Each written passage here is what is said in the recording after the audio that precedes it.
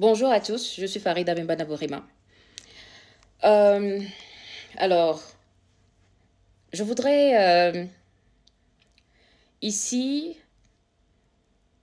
répondre à, je ne l'appellerai pas une critique, mais une expression d'ignorance que je lis encore et encore et que j'entends souvent. Ce n'est pas la première fois, ça a toujours été le cas. Mais aujourd'hui, je voudrais y répondre à travers cette communication. Vous savez, à chaque fois que des citoyens togolais expriment leur colère, leur mécontentement face à la situation catastrophique dans laquelle se retrouve le Togo, vous aurez toujours des personnes qui viendront et qui diront: vous parlez trop, vous bavardez trop, vous n'êtes que sur les réseaux sociaux, vous servez à rien, agissez, le Togolais parle trop, les Togolais parlent trop, vous n'avez que les mots. Très souvent, je ne dirais pas très souvent, c'est toujours le cas, les personnes qui font ces commentaires, rien qu'à travers ces commentaires, on comprend et on sait que ce sont des personnes qui n'ont jamais milité et qui n'ont jamais contribué au combat. Parce que toute personne qui milite pour une cause sait et comprend l'importance de la communication, l'importance de la réflexion et l'importance du partage de ces réflexions, de ces idées pour convaincre et pour se construire non seulement une audience, mais pour forger des alliances. Ces personnes auraient dit à Frantz Fanon qu'il passait son temps à écrire. S'il voulait vraiment que les Noirs soient libres, il devait aller peut-être se mettre devant les colons à l'époque et se faire assassiner. Ces personnes auraient sûrement dit à Bob Marley: ben, ce n'est pas avec la musique qu'on libère un peuple. Va te faire foutre, il va faire autre chose. Ces personnes auraient dit à Martin Luther King: tu passes ton temps à prêcher, à parler, à discourir. Ce n'est pas seulement avec ça qu'on libère un pays, va faire autre chose. Ces personnes ne comprennent pas le pouvoir de la parole. Si la parole était inutile, les personnes qui nous oppriment n'investiraient pas autant de ressources à essayer de nous loter, à essayer de nous museler. Le plus grand investissement que fait toute dictature, tout régime oppressif, c'est empêcher aux gens non seulement de s'exprimer, mais de communiquer. La communication exige que certains parlent et que certains autres écoutent. Voilà pourquoi nous avons subi pendant des années, une seule télévision nationale jusqu'à l'avènement du multipartisme et des révisions constitutionnelles de 92 qui nous a offert plus ou moins un espace de liberté. Il y avait une presse, une radio, une télé, tout le reste était banni. Parce qu'on ne voulait pas que les Togolais se parlent entre eux. On ne voulait pas que d'autres Togolais réalisent qu'il existe d'autres Togolais qui pensent comme eux, qui en ont marre de la souffrance comme eux. Et qu'à partir de cette communication, puisse forger une alliance. Mais au-delà de cela, je voudrais en fait indiquer une chose. Quand vous regardez les peuples qui résistent et qui luttent contre leur oppression depuis des décennies, voire des siècles, ce par quoi on identifie souvent la résistance de ces peuples, c'est par les discours.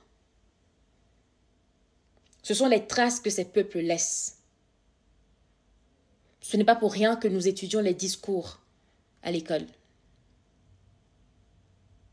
C'est par les discours qu'on éveille, par les discours qu'on informe, par les discours qu'on mobilise et par les discours qu'on conscientise. Alors le discours est une arme importante, nécessaire. Et les personnes qui tiennent ces propos, ce sont des gens qui non seulement n'ont jamais contribué à aucun combat, mais sont déterminés à soutenir ceux qui nous nuisent, en jouant leur jeu, en faisant croire à ceux qui libèrent leurs paroles, qu'ils sont en train de perdre leur temps. Et j'aimerais également ajouter que c'est tout simplement ridicule, pour ne pas dire stupide à la limite, de penser que le militantisme se limite à des actes posés en vrac. Ah, on n'est pas content, demain on sort et on crie. Il faudrait savoir qu'il existe des centaines de tactiques de résistance. Mais les tactiques ne sont pas la stratégie. Et la stratégie ne remplace pas la vision.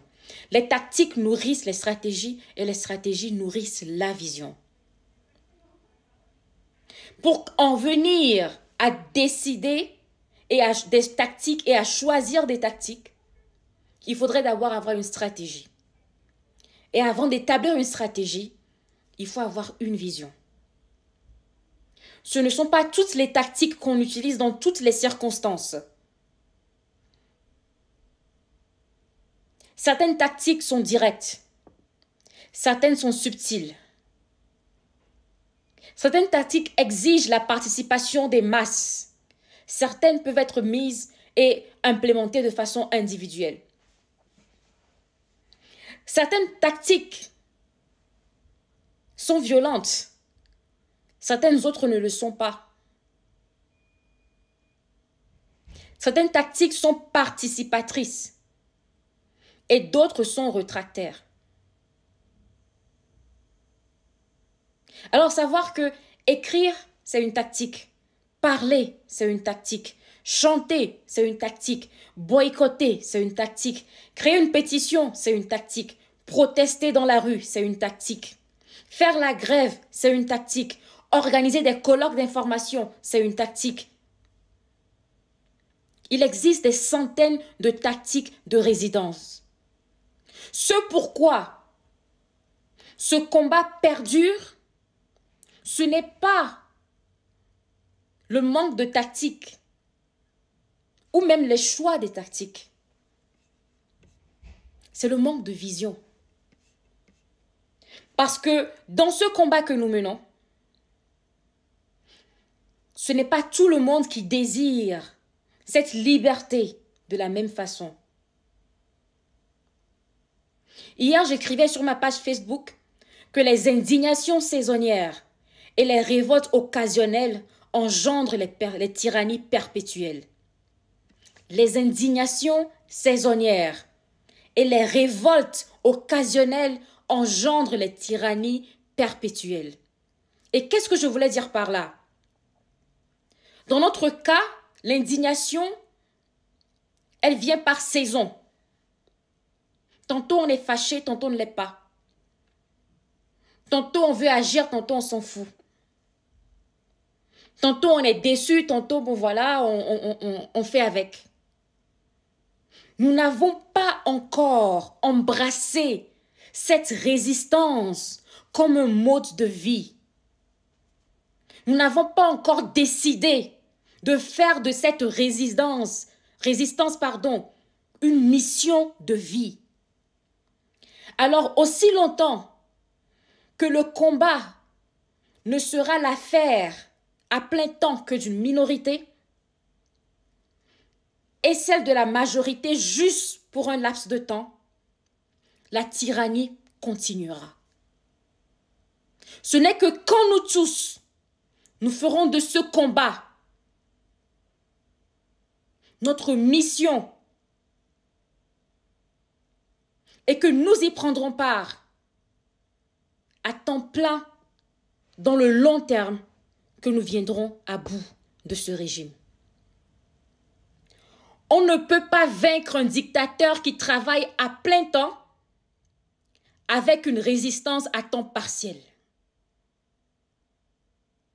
Alors le changement ne viendra pas par le choix de nos tactiques, mais par l'adoption d'une vision de résistant. Sur ce, je vous remercie.